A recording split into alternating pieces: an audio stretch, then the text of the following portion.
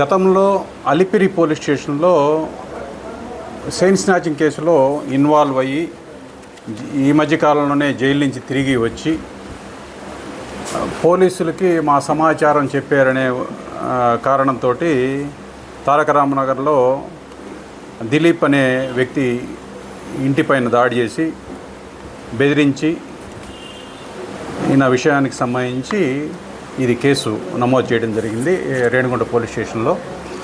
వెంకటగిరి వివేక్, ఆవుల లక్ష్మణరావు మరియు కొంతమంది గతంలో మన అలిపిరి పోలీస్ స్టేషన్లో 18/11/2025 తేదీన ఉపాధ్యాయ నగర్ ప్రాంతంలో ఒక వ్యక్తి దగ్గర నుంచి ఒక బంగారు చైన్ని లాక్కుపోతారు. దానికి సంబంధించి అలిపిరి పోలీస్ స్టేషన్లో ఒక కేసు చైన్ స్నాచింగ్ కింద కేసు నమోదు చేయబడుతుంది. ఆ కేసులో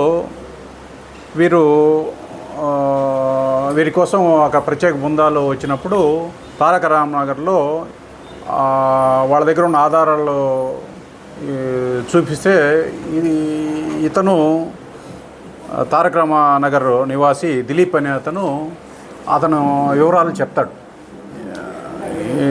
దాన్ని మనసులో పెట్టుకొని వీళ్ళు జైలు నుంచి వచ్చిన తర్వాత వాళ్ళ ఇంటికి పోయి నీ వల్ల మేము పోలీసులు మమ్మల్ని అరెస్ట్ చేశారు అని అతన్ని కొట్టి అతని దగ్గర ఉన్న డబ్బులు లాక్కుపోయారని అతను కంప్లైంట్ ఇస్తాడు. దాని మీద కేసు నమోదు చేసి నిన్న దాంట్లో పాల్గొన్న ఒక 2 నిందితులని అరెస్ట్ చేయడం జరిగింది.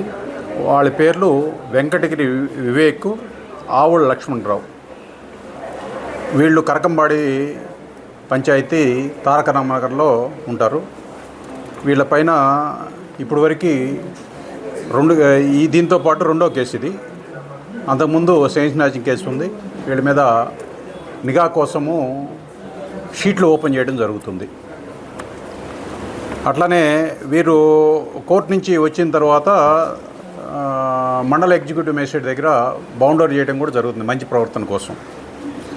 ఈ ప్రవర్తన నియమావళిని కనుక ఉల్లంఘించినట్లయితే వాళ్ళని ఎంత బాండ్ కోసము మండల ఎగ్జిక్యూటివ్ మేజిస్ట్రేట్ దగ్గర బాండ్ ఇచ్చారో దాన్ని ఫైన్ కట్టించడంతో పాటుగా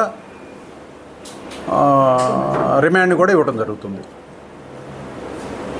ఈ క్రమంలో వీరిని ఈరోజు గౌరవ కోర్టుకి రిమాండ్ నిమిత్తం పంపించడం జరిగింది. అట్లానే దీనికి సంబంధించి వీళ్ళు గొడవ పడిన వాళ్ళకి సంబంధించి కేసు కూడా నమోదు చేయడం జరిగింది. అది దర్యాప్తులో ఉంది. ఆ దర్యాప్తు పూర్తయిన తర్వాత వాళ్ళపైన తదుపరి చర్య తీసుకోబడుతుంది.